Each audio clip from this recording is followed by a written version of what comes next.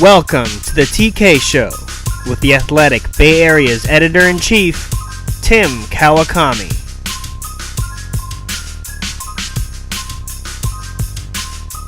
Hey everybody, Tim Kawakami, your TK Show, recording live from Warriors headquarters, Warriors practice site. The Warriors just wrapped up the practice here, and can't believe we got a special guest who's never been on the show before, debut on the TK Show. Talk to him all the time.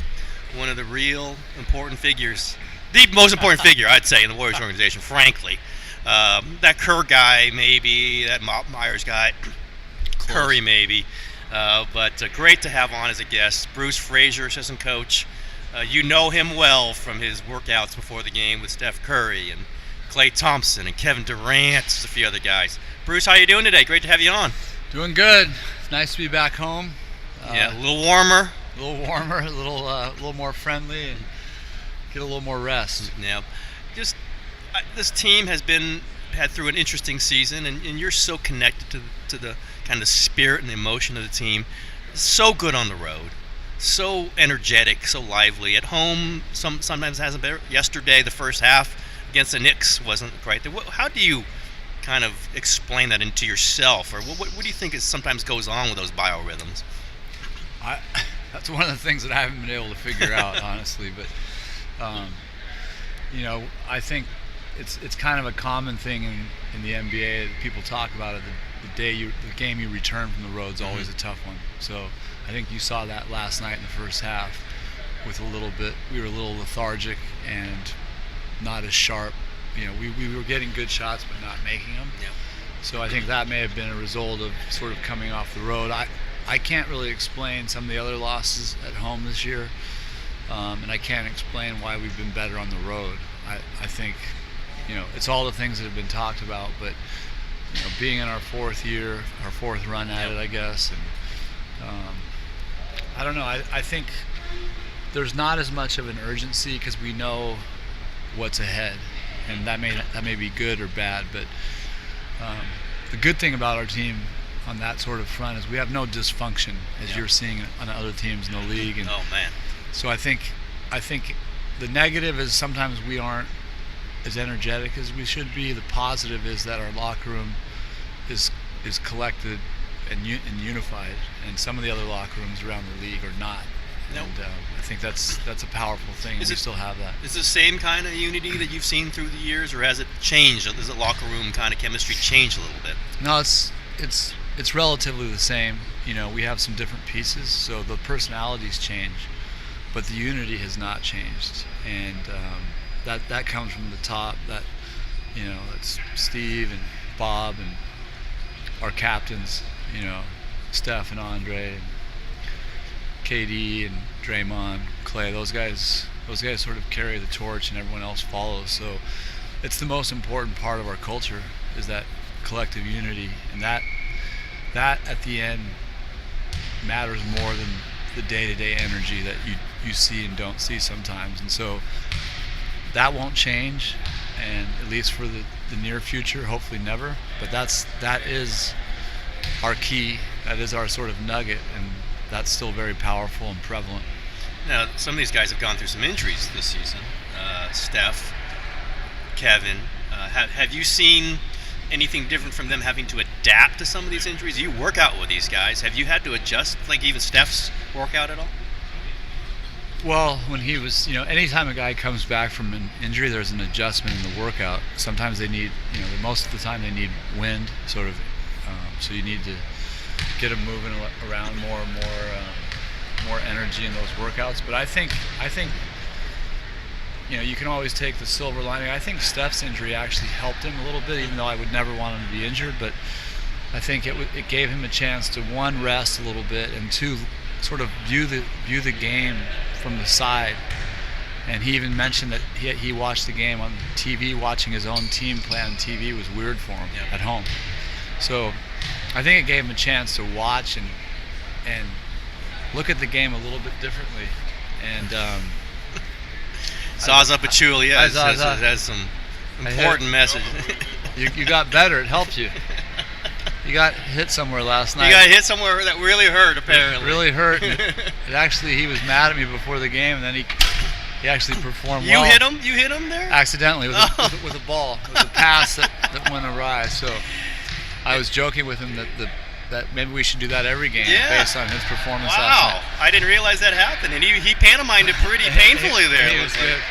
Anyway, back to, I'm getting a little long-winded with Steph stuff, but I think he got to see the game from a different perspective, and it helped him mature. KD's injury, he went through that last year a little bit and came back and was super strong. So nothing much changed with him, but we had a little routine that we added last year when he got hurt that we did the same thing this year. Both have recovered really well from their injuries. People do mention to me your guys don't tend to sit on the bench when they're hurt. Sometimes they do.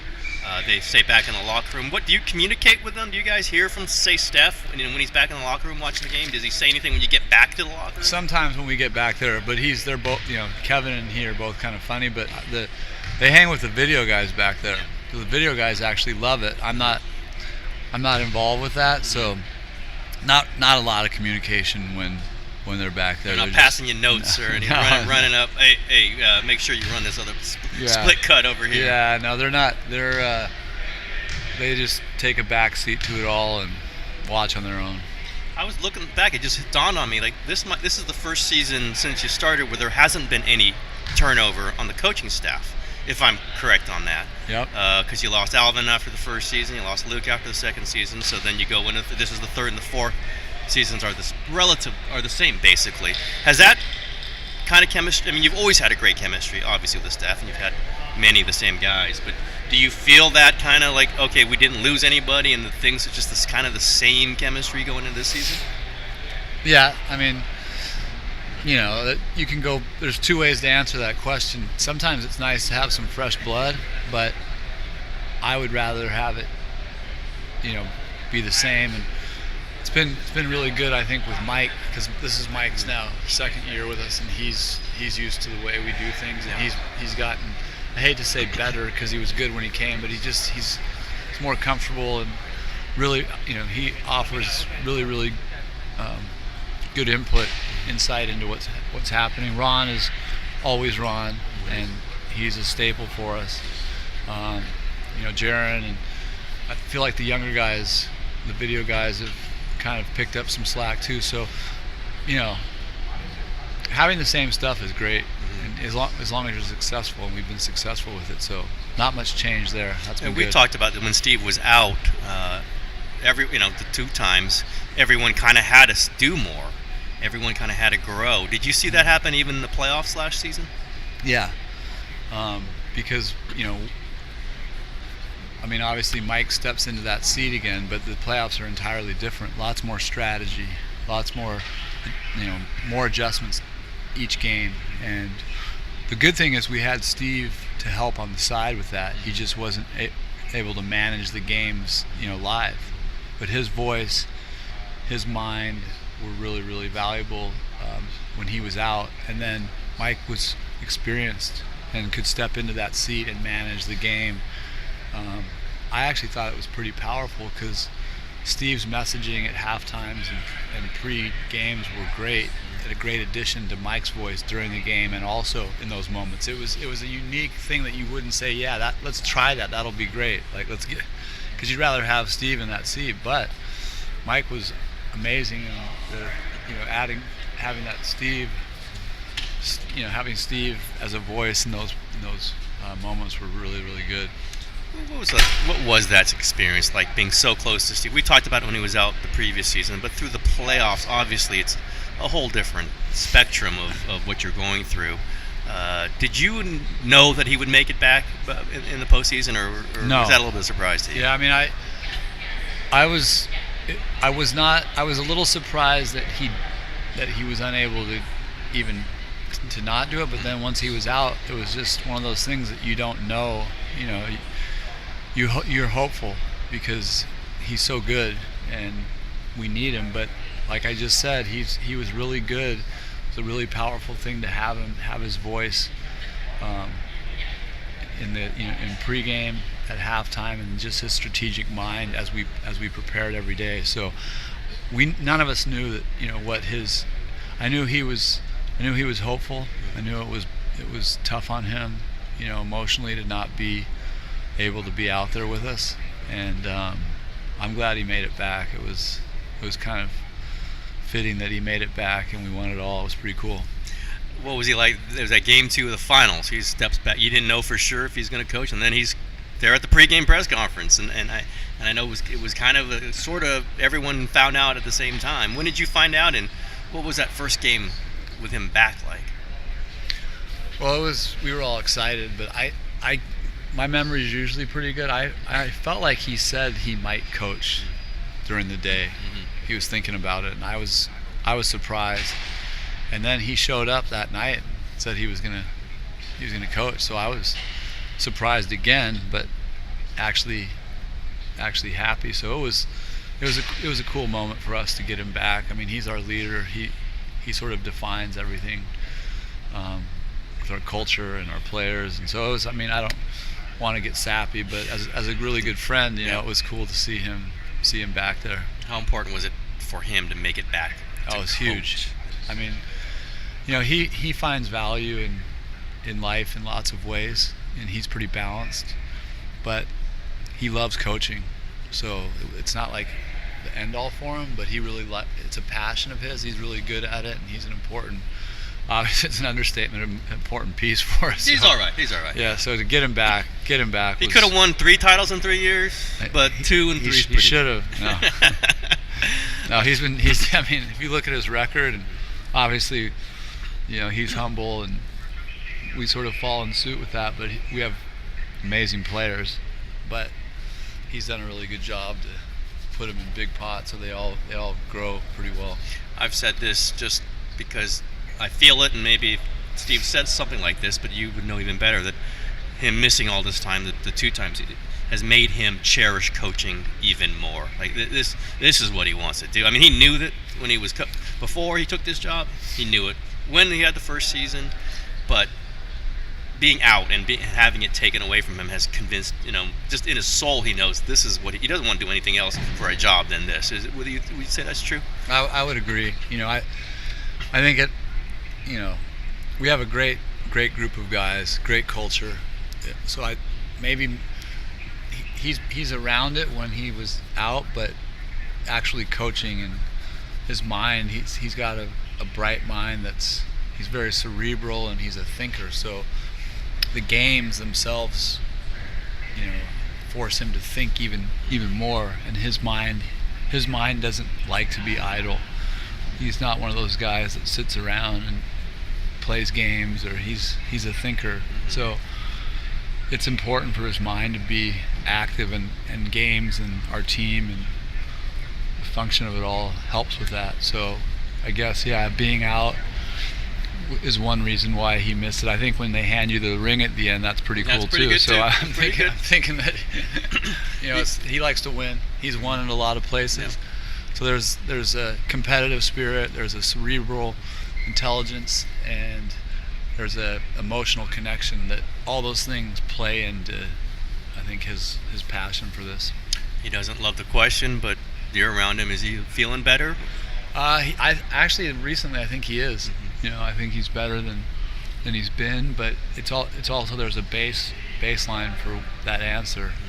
Mm-hmm. And none of us know what he goes through really, and none of us know really what that baseline is. So when you ask me, is he better relative to that baseline, whatever that is, he's better. But we're all still hopeful that he one day wakes up and feels great. I know he is. He has mentioned that just a little bit. He might pay $100 million if he could just know that was going to happen the next morning. But I just think it's from the interaction is how I judge it, from his energy, and I think. And he seems to be putting on weight, mm-hmm. For a while there he wasn't. I just think he looks healthier, in my opinion. I agree. And I see him every day, and I've known him for 30 years, so I can tell when he's better than not, and he's been better recently, which is a good sign. Yeah. Like another player real well you're working a lot with was Kevin Durant. His second season here, as you mentioned. Do you feel him maybe different this season than he was last season? Is it a more comfortable? I mean, it wasn't a huge. We all wrote about the adjustment he's having to make, but I don't think it was that big last season. He's a great player playing on a great team. But do you feel like this season is easier for him? Yeah, I mean, easier is, humans all go through their own things, so easier would be. I don't know if that's everyone goes. When we walk away from the gym every day, these guys are their own corporations and they're doing business and they got families, and so easier is relative, but I'd say as far as the basketball court goes, he's much more comfortable with the team, even though he fit in really well last year. I felt there was an adjustment for both he and Steph initially, especially the others, but Steph was trying to cater to him and vice versa. They're both sort of team guys, so there was an adjustment for KD and for Steph, and as we sort of went down the stretch you could see both of them were really clicking. This year I think Kevin's much more comfortable as a person, and he's much more comfortable living in the Bay and with the team and with the offense, and so you can see even in his warm-ups he's much more relaxed than he was last year, and I don't think that's not a product of our warm-up. It's a product of his mentality towards the game and approach and his comfort level with the team. We write about it so often. It was first Steph deferring to Kevin, at least mentally. Then it was Steph's. I'm just taking over because it's better for me. It's more comfortable and everyone can work around me. And then Kevin in the playoffs was this huge piece. And do you look at it that way? It's like, okay, assert yourself now, and then Kevin steps back, and then Kevin asserts himself, or is it more complicated than that? Well, I think it's more complicated, but not in a way that there was dysfunction or. I think they were both trying to do what was better for the other, which was less for the team. And once they both realized that they could be themselves and they don't even really go back and forth. I just think it's with our whole group, how can we get the best shot? And at times, who is that for? But really, how can we get the best shot? And how can we be our best? And I think they both realized that within all that, being their best was just being who they are, and not necessarily catering to the other. And so Kevin, I think, figured that out first. And I don't think Steph just went into it and said, I'm not going to worry about that, but he got his scoring mentality back and realized that didn't really affect Kevin or the rest of the team. It was actually beneficial. And that gave him his freedom back to play the way he's used to playing. And Kevin had already been playing that way, and then when he came back, he was accustomed to it from his injury, so everything started to really gel. And I think it was a natural progression that we had to go through to get to where we did with it all. We got JaVale coming by. We're just right in the alleyway here. It's awesome. Right in the alleyway. We've talked about is Steph at the absolute peak of his athletic career right now, would you say? Well, who knows what that peak is, but I would say that he's better now than he's ever been, so I would never. Steph's so amazing that I would never put a ceiling on him and say the best he'll ever be, but I'd say he's better than he's been so far, and I think it's a maturity of his mind and of the game, and he's got his body. He knows his body even better now, so his body's, aside from his injury, in a great place with his strength and his conditioning, and then his skill. His shooting's been pretty incredible. I don't know how his numbers rank relative to the past, but he's not mentally, when he misses or things aren't going well for him, that doesn't bother him as much as it might have in the past. Yeah, he was at 38% when he got hurt from three. That's a number I always, because he's ridiculous from two. By the way, he's unbelievable from two, and he's up to 41 now. I think he might even be right around 41.2, 41.3. Do you have a feel for those numbers? Are those numbers something you pay attention to, or is it just you're looking at how the shot looks? Yeah, I don't look at the numbers because he's a good shooter, right? He's pretty good. I think. maybe the best in the world, arguably. I don't ever look at the numbers unless there's a reason to. I judge it by how his shot sort of is going into the basket and how it looks, and so he's been really sort of fine-tuned with his shot lately. Once he got his second injury recently, hurt him a little bit with right that. Here, yeah, just shooting. But so he hasn't been as sharp since then than he was when he first came back. But that's not a concern. I mean, he's Steph Curry. He shot it really well today in our workout. So he'll be, whatever that number is, he'll be back and probably even better than that. You've worked with him so closely since you got here. Has that workout changed at all? Have you adjusted and adapted anything?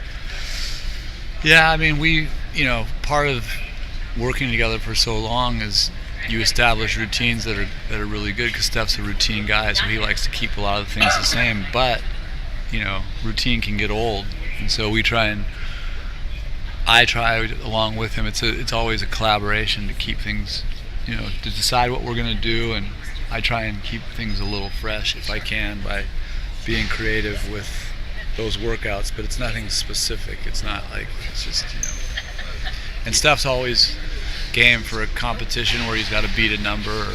That's always a good way to activate his mind and his competitive spirit. Who comes up with the kick, run routes, all that stuff? Is there Steph's routines, or there's Nick's routines, your routines? That comes from the Riley Curry side of his brain, I think. So, I don't know how that evolved, actually. That was Nick, Steph, and myself that boredom set in, and something happened, and he kicked the ball, and Nick fielded it and threw it to me, and I threw it to him, and he made it, and now it's a part of the routine. An entertaining part of the routine, at my point. You got to keep it fun somehow. Yeah. Especially that's with him. He loves that. He loves the goofiness, right? There's always some element of that in it. In a great way, part of his personality is humor, and keeps things light, and no moment's ever too big, and he's never above anything. So he's amazing to work with, just in the sense that he's got an unbelievable personality and unbelievable sense of humor. Another guy you're real close to is Steve Nash, and he's a guy who works out with you, who has a role. Special assistant, I think, is his title, whatever it is. The consultant. Have you seen his role adjusted? And what he mainly is working with Durant, but I've seen him work with some other guys too. I mean, he's got a unique role because you don't see a lot of the stuff he does. He worked quite a bit this summer with Kevin Durant, and he and I and KD would meet in LA and work out. And then when he's here, he'll help Steph out. And he and KD were really good friends before KD got here. So, and then he'll help some of the young guys with stuff. So that's one of his roles, is player development and sort of helping them get better. He as a player himself was really innovative with the way he approached the game. So he brings a unique mindset to player development that's not your normal cookie cutter workout. It's like some of that Tai Chi looking stuff, right? It's real. It's almost like, why are you doing that? Yeah. But if you ask him and you start to analyze it, a lot has to do with it's sort of incorporating the strength and conditioning side into the basketball side. And there's lots of balance and elongate the muscles. Just get them firing. More than elongate. I would say activating the muscles, pre, and then marrying bottom of shot with top, so it's one piece instead of two pieces, and then balance and just rhythm of it. So we could go on for a long time on Nash's player development stuff, but he's also really good as a basketball mind for Steve and for the coaches in strategic ways, and also for the players. So he was a two-time MVP himself and self-made, similar to Steph, where they weren't these superheroes. And so he had to play the game at a high level through his mind. And so I think, aside from his development, he's really, really good with the strategic part of the game.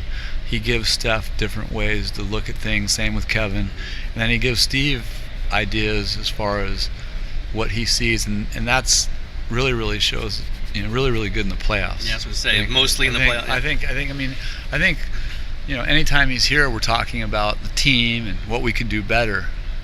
When you get in the playoffs, you're talking about your team, obviously, but you're also talking about the other team a lot more. Yep. And it's not like Nash comes in and says, this is what I would do against Minnesota.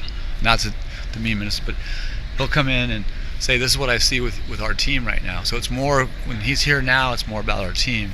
When we get in the playoffs, he's a bright mind.